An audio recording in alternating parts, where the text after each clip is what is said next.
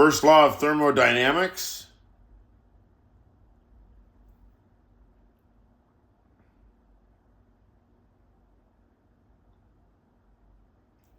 First law of saving face.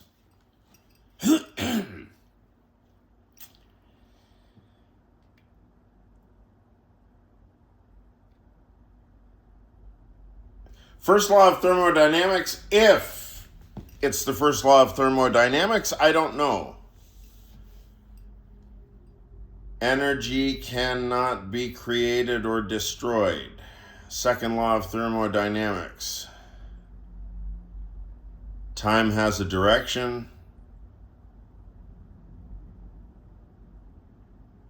And in the direction of time, entropy increases. Third law of thermodynamics specifies conditions for a so-called perfect crystal lattice.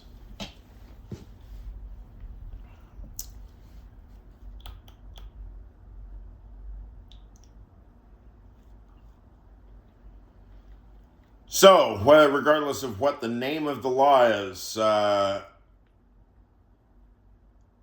you can't create it, you can't destroy it. Energy, matter, concrete stuff, physical material. Energy can neither be created nor destroyed.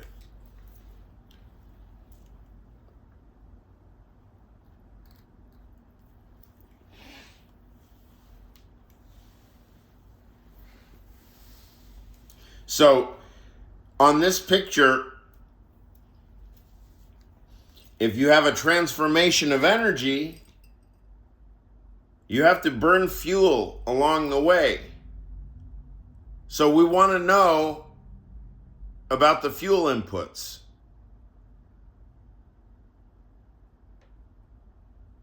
Those are transcendental conditions, we can call them. Say, transcendental conditions, but in the biologico-empirical sense.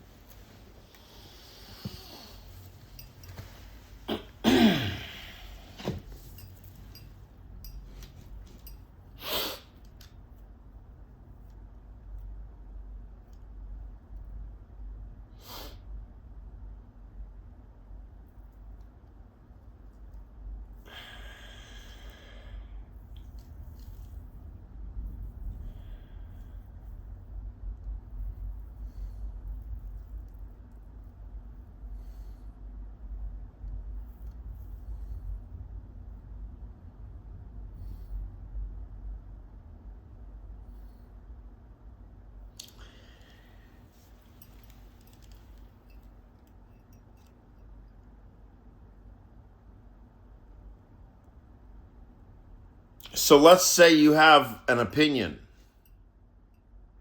And maybe it was a hard-won opinion, or maybe you consider it knowledge. You consider yourself to have knowledge. It's just your opinion,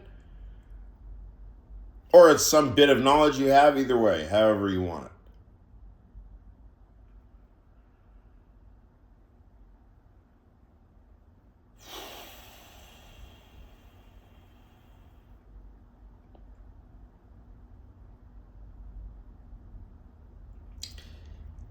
If it's worth anything,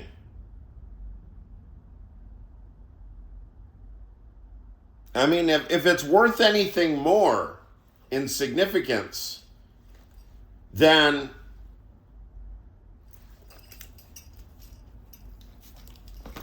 this book is worth to you, which if I tell you to close your eyes and I put it in your hand, you'll hold the book.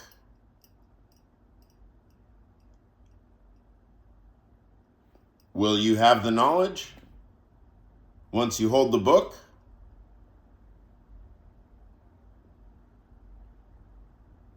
What if you flip through each page one by one like this? Well, you'll get a little bit more, but not that much more.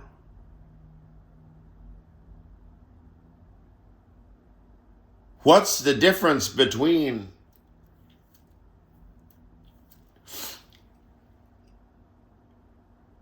Victor Hugo's Les Miserables and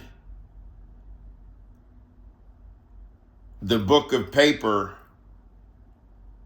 with the ink printed on it?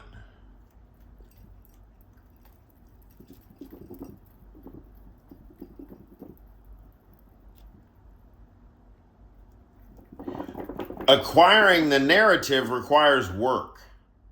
It requires thought. It requires variable binding.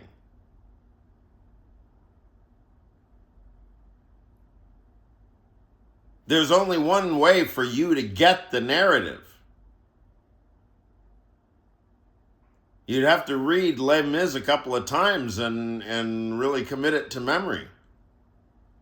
It's the only way to do it.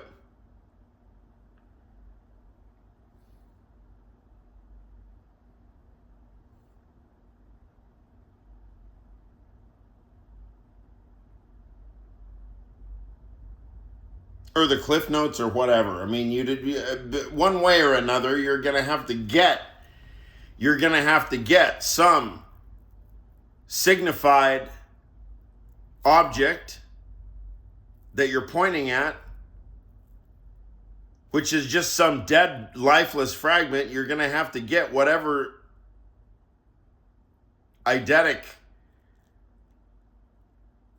content or eidetic object that signifier indicates.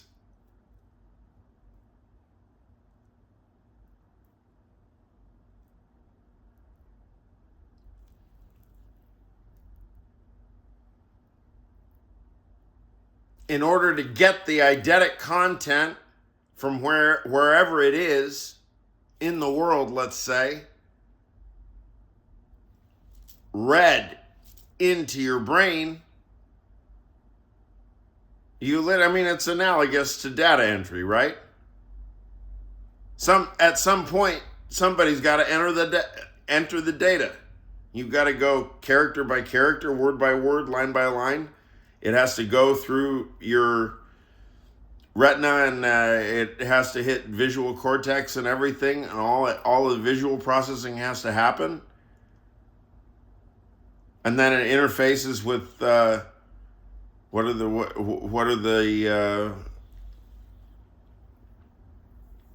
modules?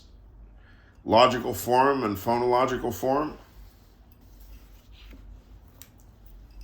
Logical form, phonological form, deep structure, surface structure.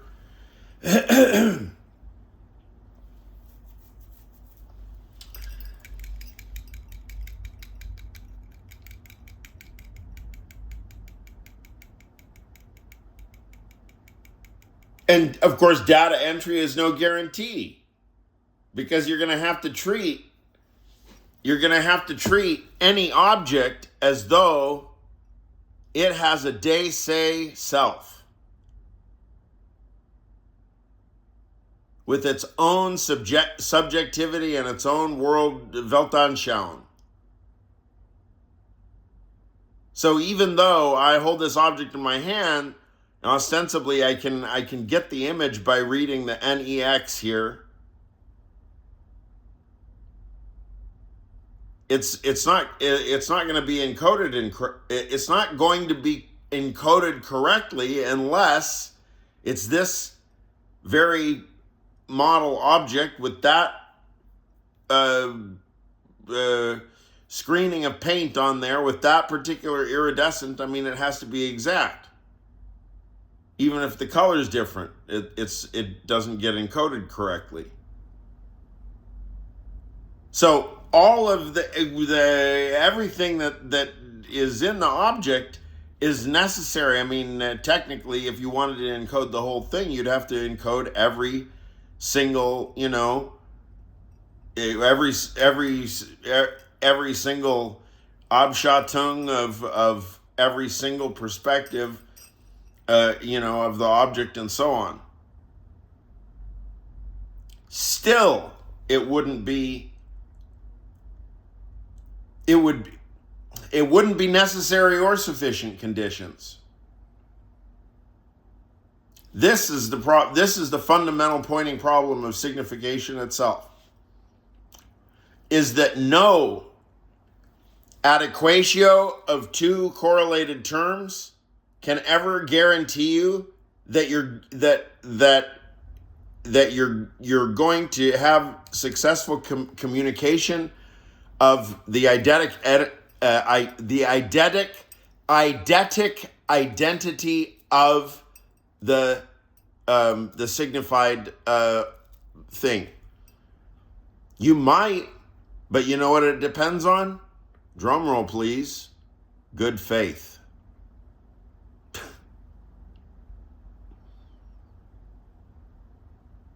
I think.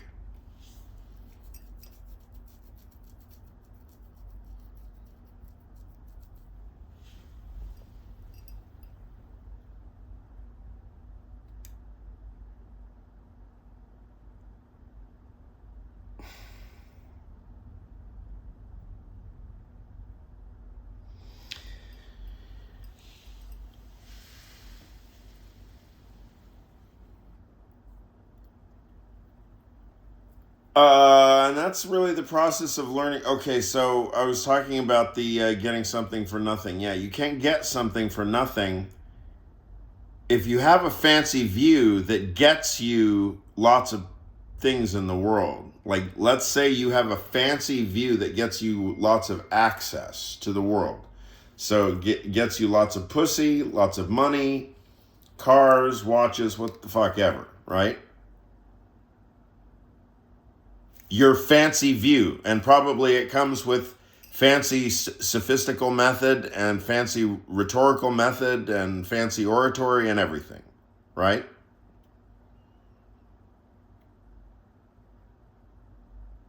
And so, let's call him Slick Willie. I mean, Bill Clinton and also Obama, they both have this kind of, it's just, it's all so slick, right? Everything's so slick. Polished. It depends on what your definition of the word is. And the funny thing is, that's such a smart-ass fucking lawyer response. And if there had been any philosopher in the room who had standing to object, I mean, it's a.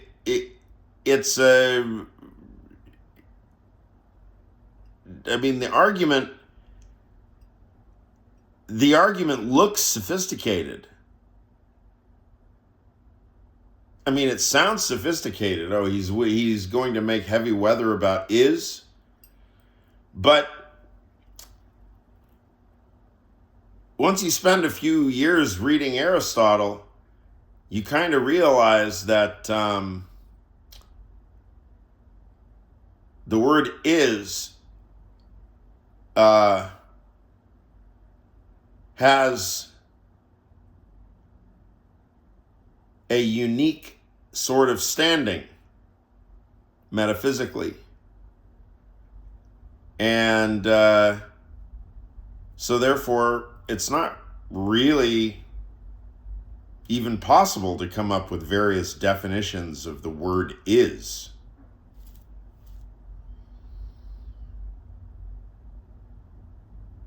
The copula of metaphysics has a kind of such a kind of primitive brute simplicity to it that, and you realize that it is at the heart of the machinery of every single damn judgment that you make. Is the word is the copula of judgment. You kind of, regardless of whatever the logic is that you can prove whether or not it's sound to carry on with different definitions of the word is. The most quick and dirty solution is like, okay, well, if let's suppose that's the most frequent word in the English language, let's just assume that it has one definition and we all know what that definition is, and maybe we don't even have to formally define it because we just take it as axiomatically primitive and simple. So there, Bill Clinton, go fuck yourself. Slick Willie.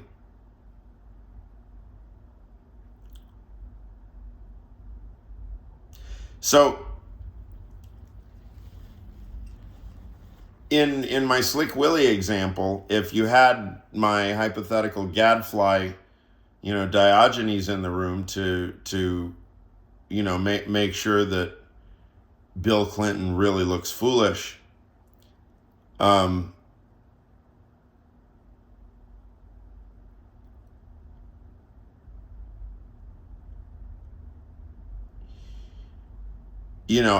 after let's suppose that Diogenes rattled off a few sketches of the argument that I just made, or I don't know how many arguments I made. Let's say it's one.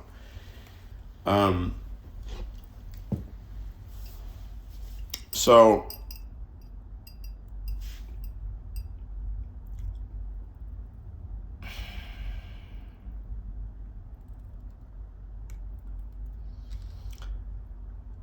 but then Diogenes says, and not only do I have to,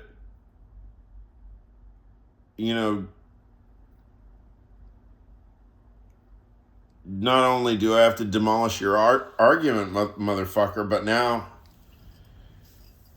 we're going to talk about why you chose that argument.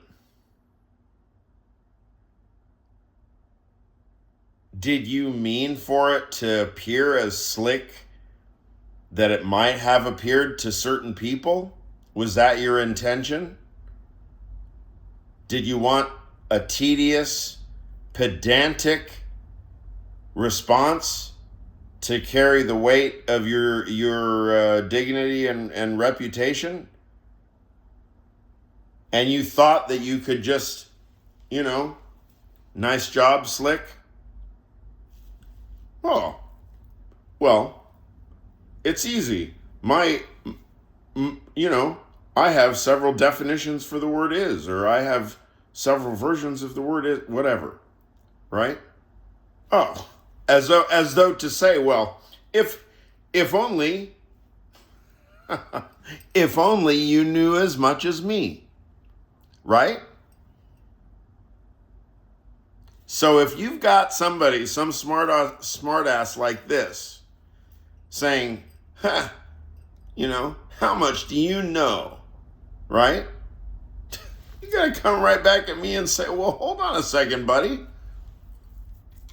What do you claim you know? And of course, then I'll start playing cute.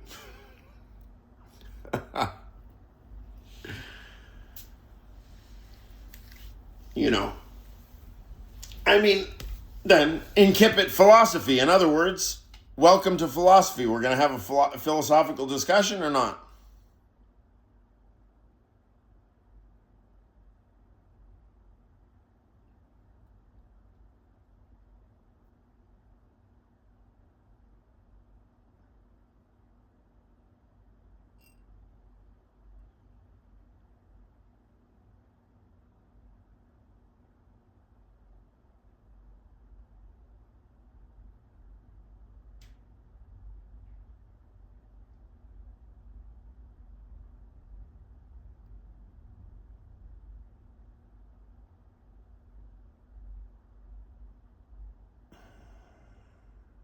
Sui generis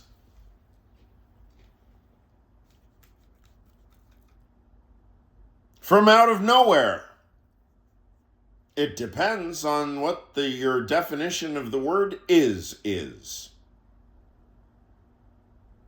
as though it cost him nothing, right? Here's one thing that it cost him.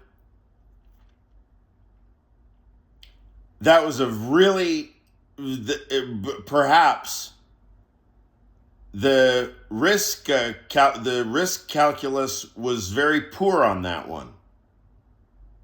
Perhaps. He may have known as he was, thinking to himself, oh, fuck, am I really going to make a semantic argument about the word is as he's saying it? So physiological, he's sweating, right? Maybe his heart's going. He already had quadruple bypass. I don't know if that was it before he got his dick sucked or after or what?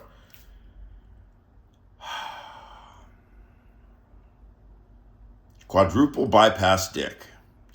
Quadruple bypass dick, semantic copula.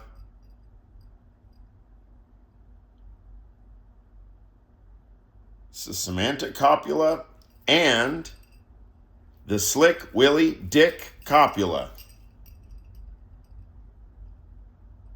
How's this? What I'll tell here's another idea. What was the price for the sentence? It depends on the spelling of it, or the meaning of the word is, or the definition of the word is. The price he had to pay for that sentence was fucking Monica Lewinsky, or getting sucked off or whatever they did. That's a price. That's a high price. It is a high price. I don't know. I feel like I could pick the same fights. I don't know. It comes very easy to mind about like Southern evangelist preachers or something. No offense. Let's just pick on the ones that have already been. The ones that really take advantage of it and take advantage of people. I know there are some of those. We'll restrict my attack to those ones that might deserve some criticism. How about that? So if it's Jerry Falwell, no, I shouldn't pick on Jerry Falwell because he did serious work. But I wouldn't have.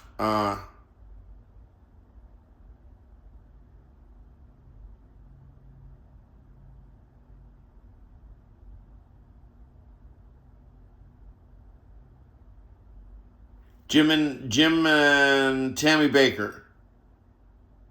Jim and Tammy Baker. Or Jimmy Swaggart.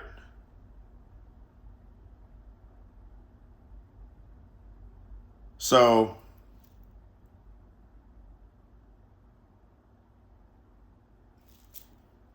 bigger they come, harder they fall. Live fast, die young. Fly high, burn hard. Life is fun if you're Jim and Tammy Faye Baker, or is that their names? Life's fun for a while until the FBI comes and checks your bank account or whatever, or you walk in on your spouse and he's getting blown by a midget and sodomized by a German Shepherd.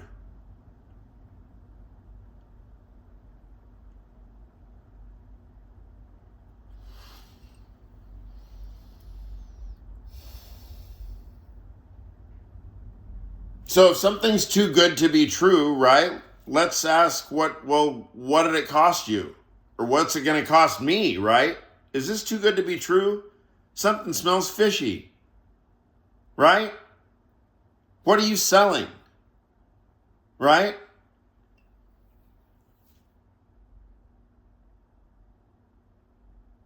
Now, consider MAGA.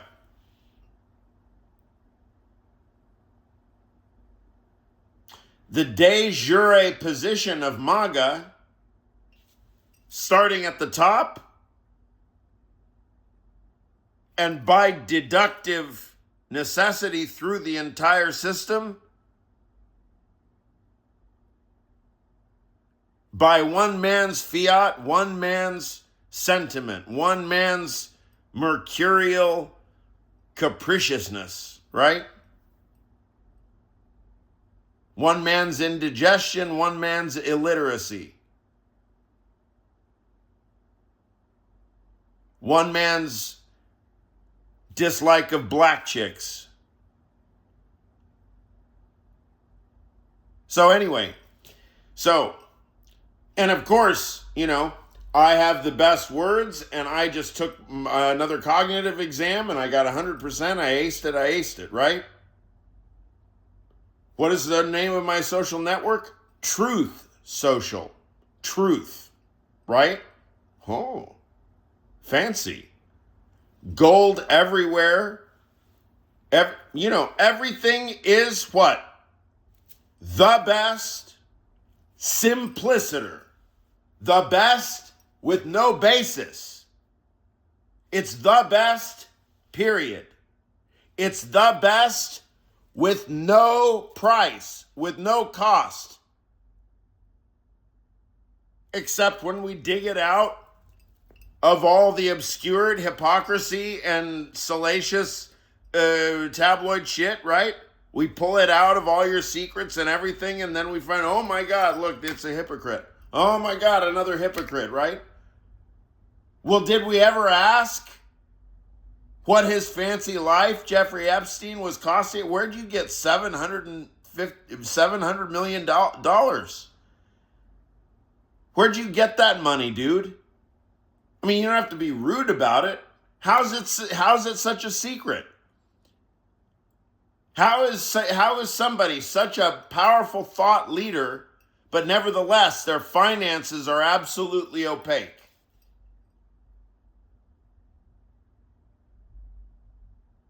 This is absolutely devoid of moral consciousness at the highest levels of thought leadership. What do your words cost you? That is the moral question.